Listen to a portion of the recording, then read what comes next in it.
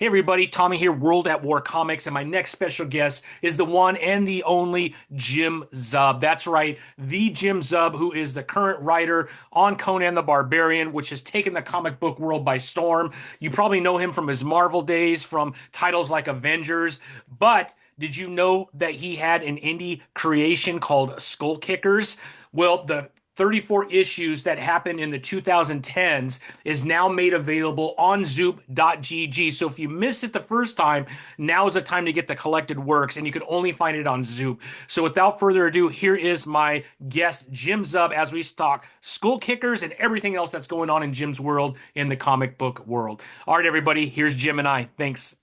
Well, hello everyone. Welcome to World at War Comics. Back again, Mr. Jim Zub, writer, creator extraordinaire. Oh, One of my thanks. favorite writers right now, especially on Conan the Barbarian, but I've loved everything you've done from Avengers to all kinds of stuff. Just look behind you and you can see all the great work that Jim has been part of. But Jim, I'm so Thanks, man. happy to have you back again, my friend. How you doing?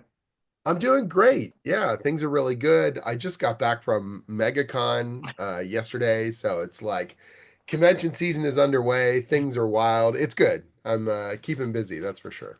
That's good. That's good. Busy is good, I think, right? Yeah, absolutely. So I heard MegaCon was insane. A couple friends of mine went there and they just said, one, it was amazing, but two, it was just like Yep. another level. Sorry. It was wild, man. It was a really, really busy show. It was great. I don't normally do shows in February, Yeah. let alone like a 4 day kind of monster show like that. But it was nice. I saw lots and lots of friends, lots of fellow creators, and then tons of readers. I Yeah. haven't been to the Orlando show in 8 years, so I've had tons of stuff come out since then, and people really came out in force. Obviously, tons of Conan readers, which was amazing. I signed a slew of books and just chatting about everything, chatting about Marvel stuff, chatting about Dungeons and Dragons, and of course the Hyborian Age. Yeah, it was really sweet. Yeah, I was reading your newsletter on Substack, and you were kind of talking about how a lot of fans have kind of come out of the woodwork as Conan fans, returning for the first time in a long time back to the title. And I mean, obviously, the stories that you're writing have a lot to do with that. The art from both Doug and Robert, but man, it's Oh, just been big time. absolutely incredible. No, it's been really, really cool. The response from people has been amazing. The fact that we've got this long-term plan that I'm going to be on the series for a long time, I think helps. That consistency is really helping to build a readership and create a lot of trust. But yeah, I've been speaking to more and more people who used to collect the book in the 70s and 80s that finally, the good word of mouth has kind of broken down those barriers and they're in with both feet, which is really cool, across the board. And because of that, because of things like, the strength of Conan the Barbarian and just the general kind of strength of Dungeons and Dragons, it is obviously a great time for sword and sorcery in general. And that is one of the reasons why I wanted to make sure that my first sword and sorcery comic, Skullkickers, was available and in print so that people who may not have read my other stuff before maybe didn't know I've had other sword and sorcery comics, let alone a creator on one back in the day, can get a hold of it, easier than ever. Absolutely. Well, let's jump right into that because that's what Sure. this call is for today. I could talk Conan with you forever. In fact, we have done it a couple times, but Totally. And we can chat about that stuff too, of course. no, no, no. We want to talk. We want to talk about this title because one, I don't know if all fans of your work realize how in depth you are with D&D. Can you talk a little bit Right. about your passion of D&D and how Sure. that has kind of moved into Skull Kickers and obviously a lot of the other fantasy stuff that you've been touching? Absolutely. So I've been playing Dungeons and Dragons since I was 8 years old. I started playing kind of the same era as the Stranger Things kids in the early 80s. And that permeated kind of everything that I did. And it made me want to become, well, it made me the writer that I am today, if I have to be quite honest. I would not be a writer without Dungeons and Dragons. It ignited this fire in me to want to tell stories, to want to create worlds and characters, not just kind of passively read other people's stuff or watch movies or things like that. Tabletop role playing games with my older brother and my cousins, my friends. It built like amazing, irreplaceable bonds. And it also, yeah, just made us want to be more creative and be more interactive.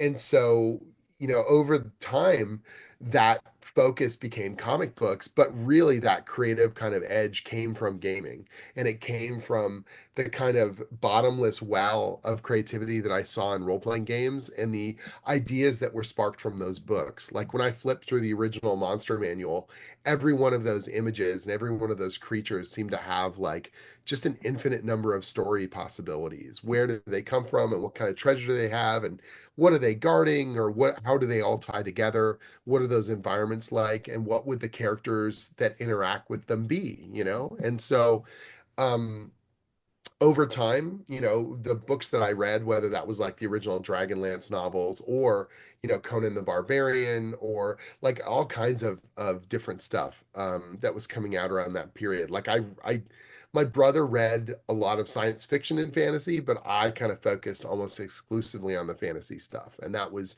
because of D&D. And then the same thing sort of held with the comics that we were getting into. Like obviously Conan the Barbarian was a big, influence, but we liked like DC actually had Dungeons and Dragons comics in the 80s for a while there as well.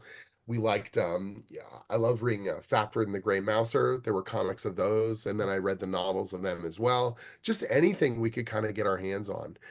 The characters in the Marvel universe that were more supernatural or kind of fantasy based, any character that had a sword or there was mythology involved, whether that's Thor or Doctor Strange or the Black Knight, like those characters just kind of spoke to me that much more. Or when the characters went, there were a couple issues of X-Men where Kulan Gath turned Manhattan into like this fantasy world. And it was like the coolest thing ever to see my favorite superheroes turn into, sword and sorcery heroes. Or when the X-Men and the New Mutants went to Asgard and they got transformed into fantasy versions of themselves, like that was the coolest damn thing I could imagine. And when I wrote Champions, I actually had like a 4-part story that we did that was all about the characters going to Weird World and getting transformed into fantasy characters. And that was very much my homage to those kinds of formative superhero stories from my youth. Just like trying to channel that same kind of excitement and take that fantasy, flair and put it in the superhero world. So this stuff is really bone deep for me. Like I love it so much. And all those kinds of influences really came to a point for me before my Marvel career, before I'd done anything official D&D or anything on Conan.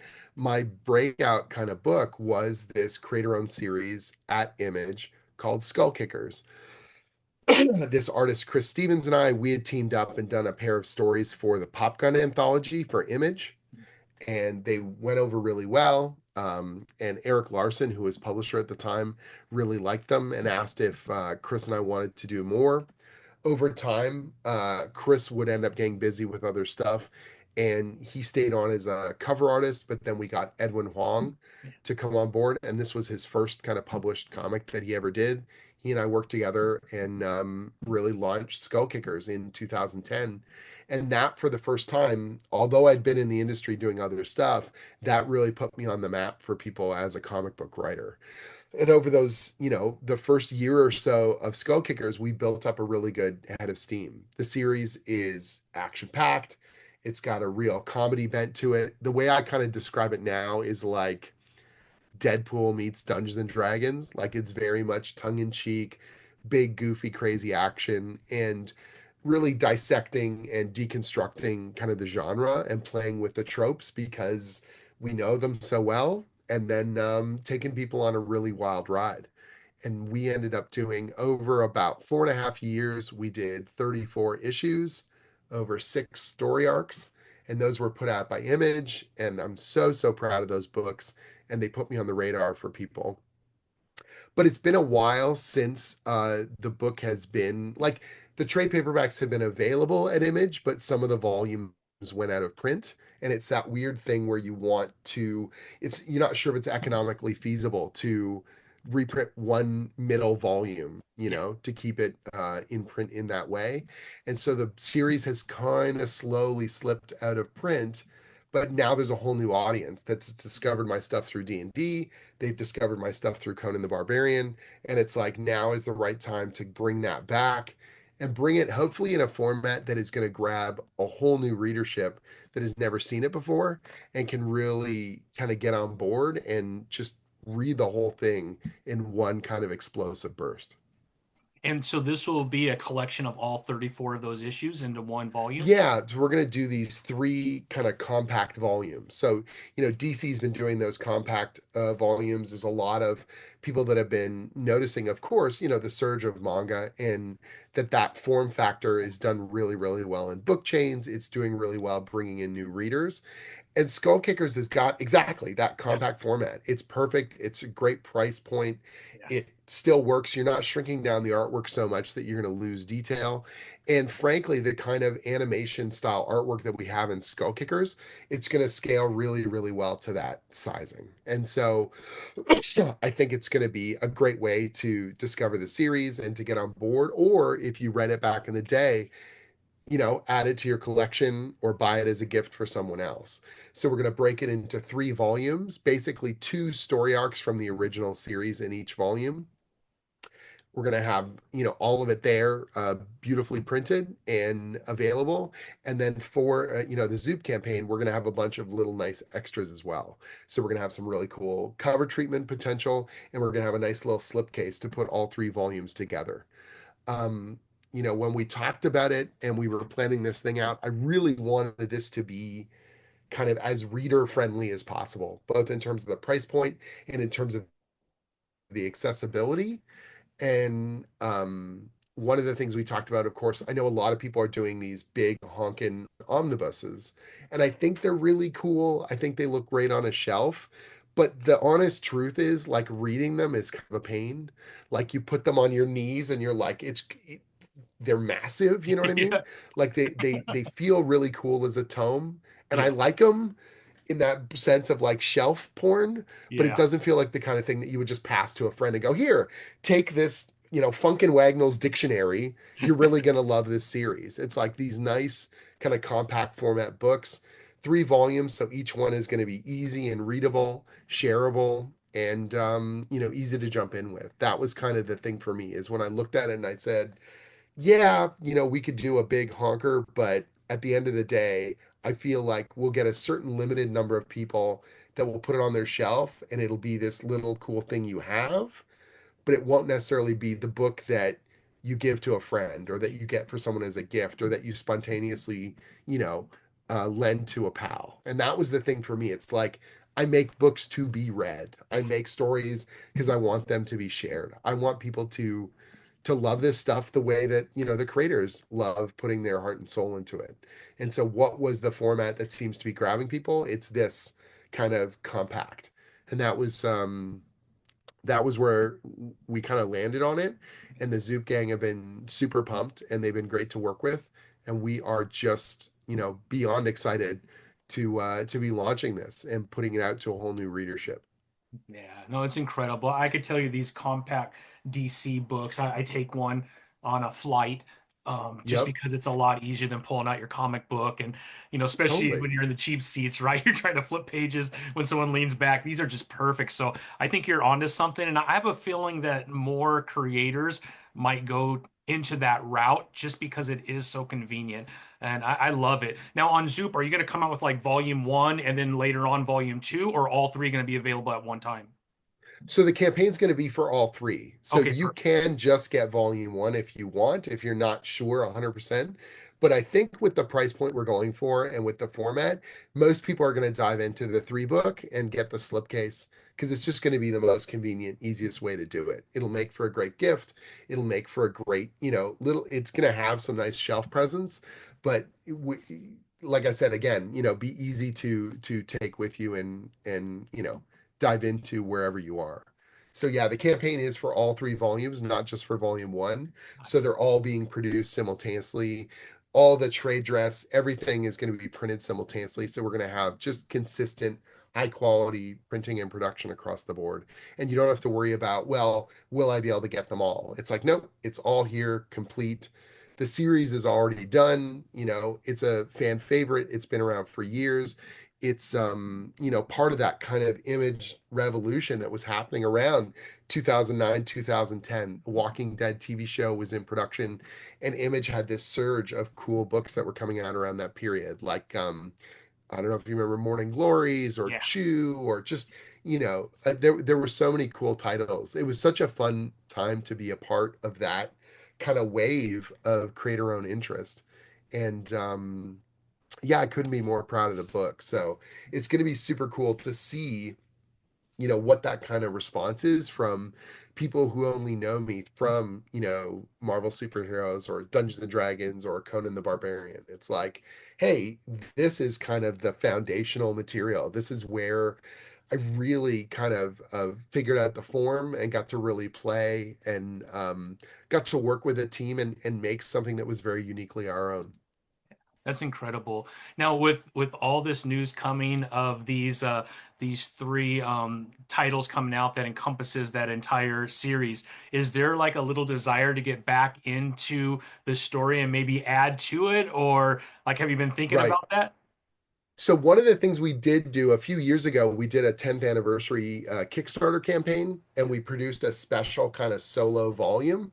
So actually, I've got that here. So we did like an oversized hardcover, and this Oh, was cool. just a brand new self-contained Skullkicker story, but it was also a tabletop RPG. So it's Oh, basically cool. like a Dungeons and Dragons style campaign book with monsters and creatures and spells and all sorts of fun adventure stuff.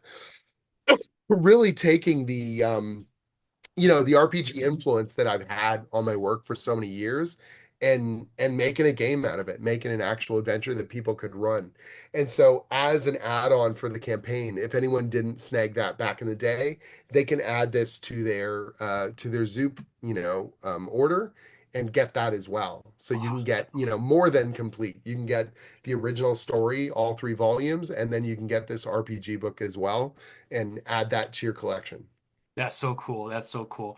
So, as I was preparing to have you on today, I did pull up some articles about a possible animated series. Is there more that you could add? I mean, you're working with a couple big companies, Joe Kelly, Sure.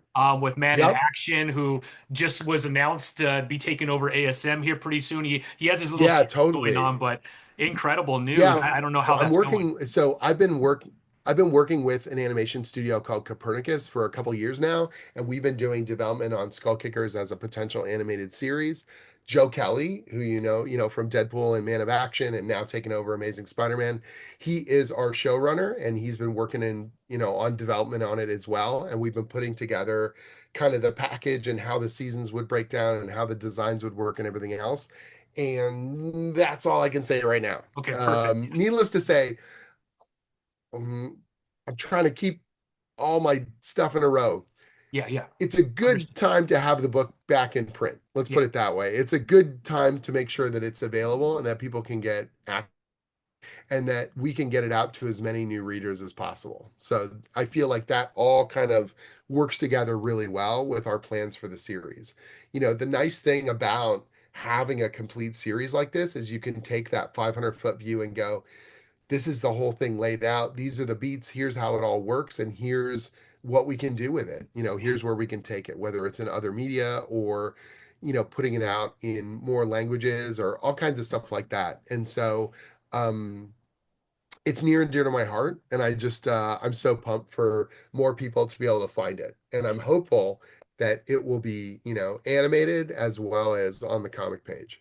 With the success of Robert Kirkman and Invincible, not that that's the first time that something's been animated, right? We just had X-Men 97, which was really For good. sure. But I feel like, man, some of these indie titles, like a Skull Kickers going into animation, I feel like there's already a built-in audience wanting more of that. I feel like the timing is perfect. So fingers crossed this all takes place for you, Jim, because I think that would be Oh, amazing. totally. I feel like, yeah, between whether it's Invincible or the Critical Role, Yeah. animated series or things like this, like there is an audience that's hungry for awesome animation. There's obviously the massive audiences for anime proves that all kinds of different genres, all kinds of different age groups love animation. And we're a generation that kind of grew up with this stuff. And I don't stop watching animation just because I'm older. If anything, the audience now is bigger than it's ever been. I feel like the same way with video games. I feel the same way about tabletop role playing games. Like we are the generation that is going to be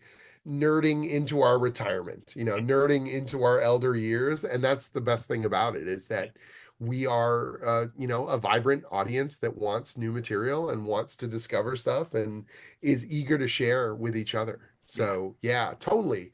On this side, it's always that funny thing where you're like, well, it seems like a slam dunk. It seems so obvious, and you're just like, you got to convince the right people on that other side of the divide. Yeah. Hey, look at this cool thing. Like Baldur's Gate 3 was game of the year and has sold millions of copies. People love sword and sorcery, and they love big crazy awesome stuff.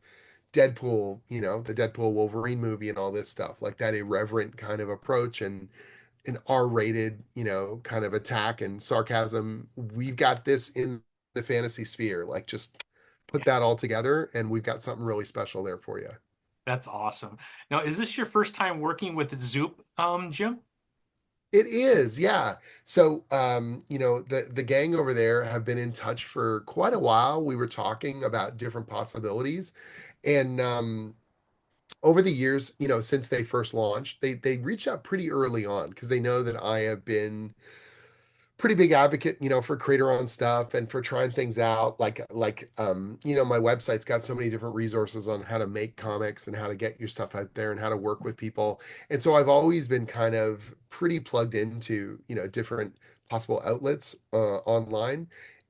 But we weren't sure what the project would be. We had talked about a couple different possibilities.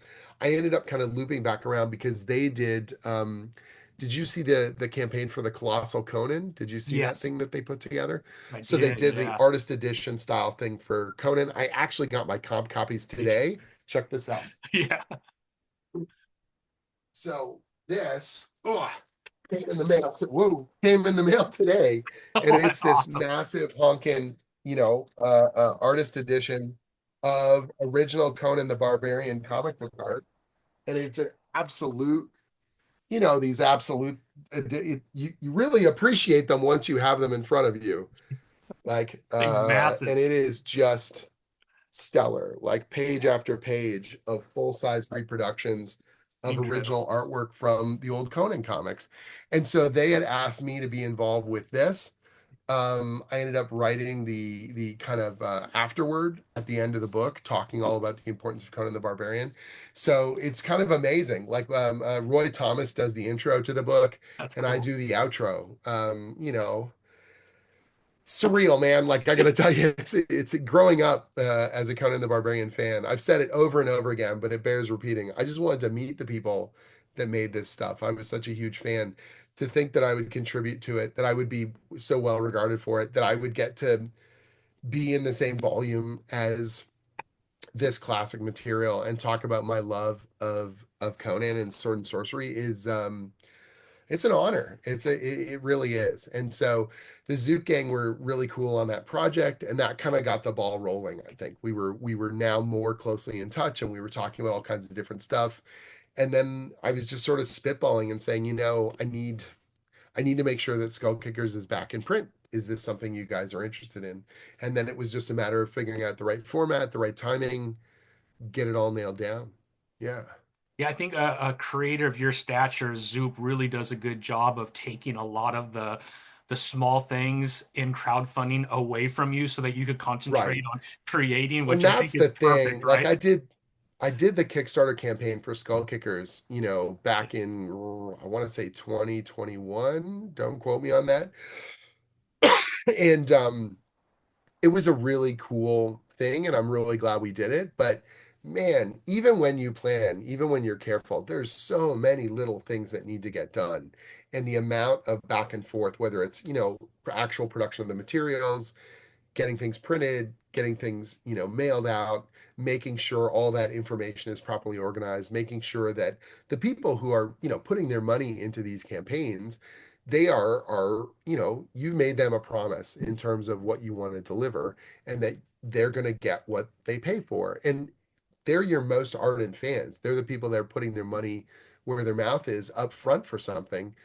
you do not want to waste that. You do not want to, damage that reputation that you have with those readers and those fans.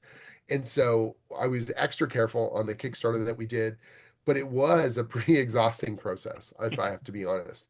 And I'm glad on the other end of it that it went as well as it did. But it's like, man, if someone else could take, a bunch of that administrative and production stuff off my plate so I can focus on what I do best and focus on the creative and not lose sight of the things that I need to do and the deadlines that I've got, even better, Yeah, And so that's what kind of that I think a company like Zoop really brings it's a one-stop shop in terms of, okay, I've got a vision for a thing.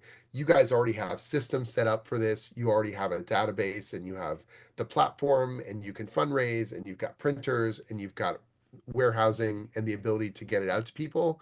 So now I can just zero in on what's most important, right? And hopefully bring as many of my readers along to it, so that they can take advantage of it. yeah, yeah. No, and Jordan and the entire team over there do such a good Yeah. job of ensuring that you could still remain a creator Yep. while, because fulfillment is just, I mean, you're so It's a lot, appreciative, man. but it's a lot You of don't work, even especially someone like realize. you.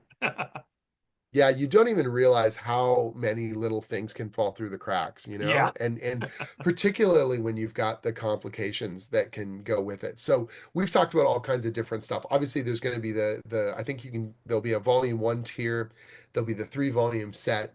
There's going to be the add-on, with the Caster Bastards book that we did for tabletop. And then I think there's going to be some high-end stuff where you can get original artwork and sketches. So I'll be doing some sketches, and Edwin will be doing sketches as well. Unless I'm mistaken, I think there's going to be some original art that Edwin still has from the original, run oh of wow. Skullkickers. So if you want a one of a kind page from the original publishing, that'll be a tier that you can, chime in on as well. So kind of wherever you want to fall. If you just want to get the books and be like, cool, I've got them. I've never read them, or I've always wanted them, or I want to get them for friends, it's there. Boom, easy. And then you can kind of level it up from there, and Yeah. that's what's going to be so useful. Yeah, Incredible. Well, let's go ahead and pull up real quickly the Zoop. I will have the link below. You can sweet. see it, right? Yeah. Yeah, Yeah, there it is. So right now, what you want to do is I will post this below. Anybody who is watching this, put in your email address and you will get emailed as soon as it goes live. I don't know if you have a go live date yet, Jim, or we have you do. I talked? think they're going to do a separate announcement on that, so I don't Okay, want to tip perfect. their hand, but it's coming Yep. up pretty soon. So, obviously, once that happens, I'll be beating the drum and shooting all the social media fireworks that I can to get people really on board. But the easiest way, of course, is to just sign up for the email, and then you've got it. You'll know as soon as it goes live, and you can just dive in and get your copy. So, Exactly, yeah. So, I mean, here you can see the team gives you a little bit of a highlight of what you could expect, but put in your email address and you will get notified by Zoop as soon as it goes live so you can get back over there and make your exactly. purchase. And then Jordan was nice enough to send over a couple pages. If you're okay, I'll pull one Of up just so course. you could see that beautiful art that you were talking about. Check it out. The detail, too. Um, Yeah, it's awesome. it's Chris insane. Stevens and Edwin Huang did such an amazing Yeah, job on the series. The environments are really lush and full. The coloring has got this nice kind of animated feel to it. yeah. And just every part of it. When we worked on it, this was the first impression that we kind of wanted to make in terms of our creator owned comics. Like, we're making awesome stuff. We're, building out this world. And just because it's a comedy series doesn't mean that it can't look badass. Exactly. And Yeah. it does look badass. I mean, the art is insane. And like you said, the colors just pop. I'll pull up one more real quick, Sure. just because why not, right? Totally. This one is a really cool page right here. Oh yeah. Yeah, the fight scene. Yep, Um, they're fighting a pot-bellied werewolf. so It's an funny too. This absolute whole page classic. is Yeah, hilarious. it's Yeah. such an amazing series to put together. It's funny, like anytime you work on a project, they become little time capsules, Yeah. of your career. Like I literally remember where I was when I put together that initial idea. I remember the conventions where we launched it. I remember, each kind of volume over the years they really are. They're like time capsules of who you are as a creator and what you were doing and what you were excited about. And so for me, it's such a cool thing now, man, coming on, 15 years since the original launch of the series, that people still, that the effect that it had on my career. Like it is my homage to Dungeons and Dragons and Conan the Barbarian. And at the time I was making it, never in a million years would I have told you. And a, less than a decade later, I would work on both those properties officially. Like that's insane, And now to be the flagship writer of Conan the Barbarian, to like be charting, the future of the Hyborian Age and one of the most iconic characters in pop culture. Like, what a phenomenal thing. And none of that would have happened without Skullkickers. It was kind of the first step on a much longer journey in terms of my creative writing career, in terms of understanding comics as a form, in terms of exploring sword and sorcery. And so it's really, really precious to me. And it still means a lot that people, read it. I had a guy, oh my God, when we were at MegaCon, this gentleman came to the table on Sunday and we did a limited run of hardcovers of volume one that we released at Emerald City Comic Con. I want to say 2011. No, Wow. no, it would have been 2000. No, maybe it was 2011. Yeah. So we released this limited edition hardcover. You could only get it at that convention. They sold out really, really fast. And this guy brought his copy. His friend had bought it back in the day, and they were huge Skullkickers fans. And then when his friend passed away, he gave him his comic book collection. So now it's his copy. And he brought it and wanted me to sign it again because I had signed it for the guy at the first guy at the convention. So there it is, 14 years later, and I'm signing it again with my signature is different, but it was amazing to see that the guy still had it. He had read the hell out of it, he loved it, and he had to bring it to me at the Orlando show, and it was just like, that is so cool, like when people tell me they love what I'm doing on Dungeons and Dragons or Avengers or Iron Man or Conan, obviously I take that very seriously and it is very cool. But when someone tells me their favorite comic is Skullkickers, Yeah. like that wouldn't even exist if, Edwin and Chris and I hadn't built it from scratch. And so there's something extra special about that. It's very it's honestly hard to describe when someone says their favorite comic is a creator owned book that you built from the ground up. It is the coolest feeling ever. And I just want more people to be able to discover it and enjoy it and kind of see the foundation of the writer that is who I am today. Yeah, well, we're gonna market the hell out of this, Jim. We'll post Oh, it thanks. everywhere. I certainly, I'll be getting mine, obviously. Sweet. But man, I just love everything that you do, Jim. Thank Yeah, you. my love for Conan for sure has been resparked with you taking the reins over there on the main title, and I just had Jason Aaron on yesterday, and we got to talk about his two-part series in Oh, dude, Savage that's Sword, awesome. which was awesome. So I just feel like I'm being bathed in Conan, and I love every It's minute of great. It's great. It feels really, really special. Like I said, I've been meeting so many readers, started collecting in the 70s, it. or people from the 80s, or people who've never read Conan before and they've just dived on for the first time with the new series. And now they're tracking back, and that feels so cool as well. It really is a kind of a special time. And as much as it is busy and kind of stressful in the sense we've got crazy cascading deadlines and conventions and promotion, it's also such a cool feeling to be kind of in the rush of it all. You know what I mean? I don't know if you saw the photos from MegaCon. I got myself this baby here. Oh wow, look at That's that baby. Yep. Conan number one. Yep. Yeah, in really nice condition. That's So there was a beautiful. retailer at the You picked it up show. there at the store, right? At I one of the did. So places. what Yeah. happened was it was first day of the show. I don't normally do a lot of shopping at cons anymore, and I don't buy stuff on the first day because I normally want to see how the show goes before I like spend a bunch of money, right? But I was wandering around and there were a bunch of CGC copies and that it's these extremes. Like there were people with copies that were like whatever 9.2 CGC and it's thousands of dollars, or it looks like it's been run over by a car 12 times and it's $50. And I'm just like, I don't want either of those. Like, I don't, I just want something nice, but not trash, you know. And lo and behold, one of the retailers there had a raw copy and it looked good. The corners are tight, It the looks color's good. clean. There's no, yeah, it is a clean, it is not yellow, it is white. It Wow. looks good. And we started chatting and he glanced down at my badge and he was like, "Wait, you're the Conan guy." And I was like, "Yeah." And we had a wonderful conversation. He was such a sweetheart and so awesome. And he's like, "I can't believe you don't have one of these." And I was like, "Well, you know, just because I write it doesn't mean I have all of it." And it is the first one. It is the most expensive one. It is the key. I've Yeah. always wanted one. I've got a Conan 23, like the first Red Sonja, Red but I Sonja. don't have a number one. Like it's one of the ones I don't have. And he's like, "I want this in your, collection." I'm like, "I want it in my collection." And so he cut me a deal. Already the price was good, like solid. I was, moving towards buying it. And then he cut me a phenomenal deal. And he was just like, "Sign some of my Conan comics. I was going to come by and see you anyways."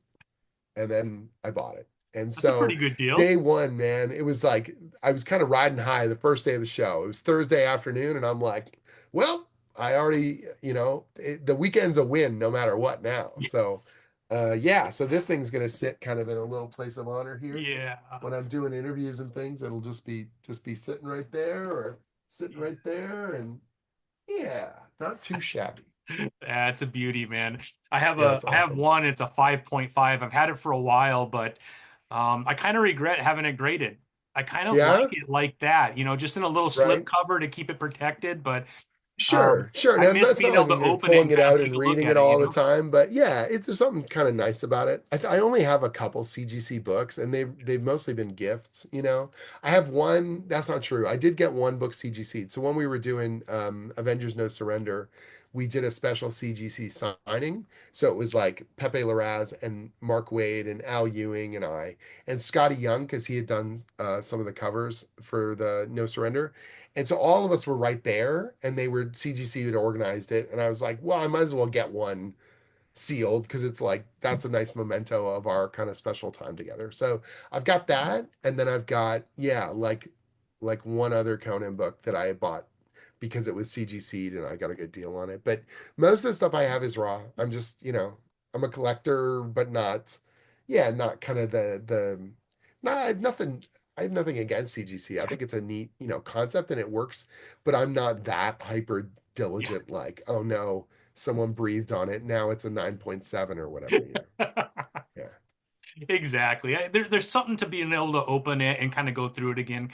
And I Yeah. kind of miss that. I might even just pull mine out and put it back in a thing.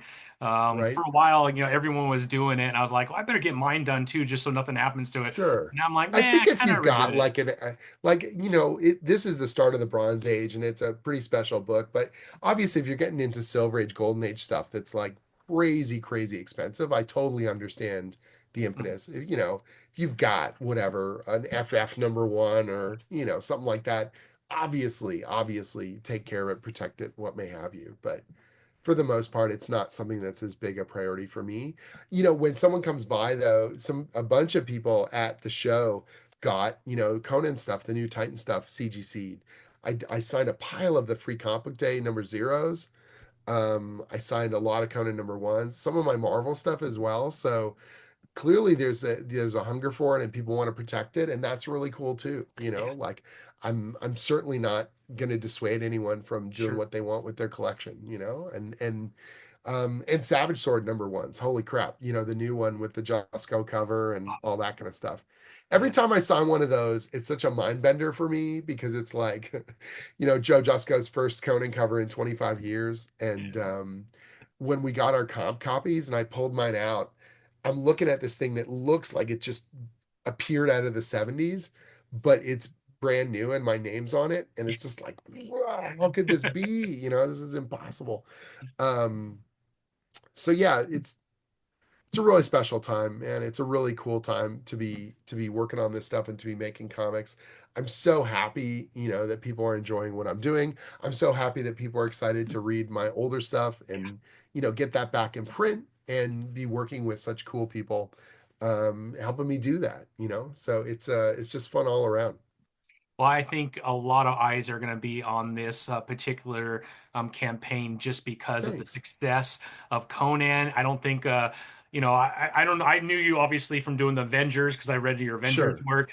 But any new fan that's jumped into Conan and maybe weren't as aware of all the body of work that you have done, I have a Right. feeling, man, if you want to see where a lot of at least the fantasy side began, you got to get into Skullkickers right away. And what a perfect way to dive in for the first time than getting all three volumes, all 34 issues. Even that 10th anniversary one will be available. You're getting the Yep. whole thing all in one campaign, and that's awesome, man. I hope a Yeah. bunch of people do it. Me too. It's going to be really cool to it's always fun to look back and to celebrate, your successes over the years and to realize, man, we did that thing and look at the journey we've been on ever since. And I'm super proud of the book. It's one of the best things I've ever done. And it's this unfettered kind of explosive, energetic series, just full of fun ideas, crazy characters and big crazy action. Edwin has gone on to do all sorts of awesome artwork on Street Fighter. He did a bunch of promotional artwork on the Teenage Mutant Ninja Turtles, on the video games, and on the comic book front. He's a phenomenal talent, and to have worked with him, at this formative juncture in his career, and to help him along is just like it feels so cool. Every time I see him at shows, we're high fiving and like, look at us now, that kind of amazing thing. Chris Stevens, the guy Yeah. who designed the original Skullkickers with me, he was at MegaCon and his artwork is phenomenal. I was chatting with him and he does these just brilliant cover pieces and commissions. And I was asking him, man, I've never seen you do a Conan before. And he was just like, oh, would that be possible? Like, well, I know a guy, it might be possible. Like, it's such a fun time and we've got this bond, all of us that have worked on these books over the years. Charles Soule, he's we were getting our start at Image right around the same time. Now he's like Mr. Star Wars. Yeah. He's done so many different Star Wars books and obviously seminal runs on Daredevil and he did oh geez, my God, he's done so many books. He's done X-Men stuff. He did Inhumans. Like he's been such an amazing friend and writer. And again, we had that moment at MegaCon. We're just like, look at us now. Isn't this weird? Here we go. We're just still at it, still doing stuff. And yeah, yeah, it's just the best time. Love Uh it. I'm so pumped for future cons and I can't wait to have the printed books, the new Skull Kickers books in my hands and able to, get it into the hands of new readers. So, Jim, before I let you go, you were at Mhm. MegaCon. Do you kind of know, like in the next couple months, where you'll be at? I'm sure you don't have the whole year planned out. I assume you'll be at San Diego Yeah. Comic Con again, but do you have other cons from now till then? Sure. Yeah, I've got a really aggressive con Yeah. schedule. My wife was a little bit worried. She looked at the calendar and she goes, "Hey, guess what? Your calendar isn't Tetris. You don't need to fill every single box. Can you slow down?" I'm just excited. It's a good time. So my next show is, I believe it's Vancouver, and that's just in a couple weeks. And then after Vancouver, I'll be in Seattle for Emerald City Comic Con. Let me double check my schedule. It's bad when I can't remember all Yeah. my own shows, Well, the good thing is but it I do sounds have like them you're going to all. be pretty active this year, which is great for fans to be able to meet Absolutely. you and stuff. Oh, right. So the week after Emerald City Comic Con in Seattle is an actual comic show here in Toronto, so where Oh, I'm living. So Toronto Comic Con. There's always two Toronto shows every year. There's Toronto Comic Con in March, and then there's the Big Fan Expo Canada at the end of August. I'm usually just at Fan Expo, but the Toronto crew was poking at me and they knew I was going to be in town, and I was like, yeah, okay, let's do it. So I'll be at the Toronto Comic Con. Then the weekend after that, I'm in Wisconsin for what's called Gary Con. oh, So it's not a comic show, it's a tabletop role playing show put on by the Gygax family, the people that created Dungeons and Dragons. nice. And so I went last year for the 50th anniversary of D&D, and I just kind of like stealth nerded out. Like I didn't have a table set up, I wasn't doing signings. I just wanted to play old school D&D and hang out with friends in the gaming industry, and I had a ton of fun. And so that show is more of like, it's not a vacation. I'm technically kind of working. I'm going to be running some games. I'm going to be running some old school Advanced Dungeons and Dragons. I'm also going to be running some Conan the Hyborian Age, which is the new tabletop RPG. Yes. So they've got a new tabletop game coming out. The quick start pack is available, and I agreed to run some sessions of it. So if you want the Hyborian Age from the guy writing the Hyborian Age. It's going to be a lot of fun there. And so those are my confirmed shows that I can say for sure. I've got more lining up for April, May, June, July. Almost certainly going to be at San Diego Comic Con. I'm at Gen Con pretty much every year. And then other ones will sort of slot in as we go. Love it, Jim. Well, Jim, I can't tell you how much I enjoy having a conversation with you. I could have you on every night just Thanks, talking man. comics, but I want to be super respectful of your time. We're going to put all the links below, how Thank to you. get over to Zoop to sign up. Throw your email in there. You will get notified by Zoop when it does go live. And once it goes live, jump in there and get your Skullkickers volumes 1, 2, and 3, and the anniversary edition, and your slipcase, and all kinds of That's other right. cool stuff that are going to be available. But Jim, as always, I really appreciate you entrusting me with your story and everything that you're doing. And you're always welcome, my friend. Thank you so much. And honestly, I say it and I mean it every single time. None of this would be possible without readers like you. So thank you for the support and looking forward to seeing you and many other people at conventions coming up this year. I look forward to it too, Jim. Thanks, man. You have a great rest of your week, and we will talk soon. Sounds great. Take care. All right, you too.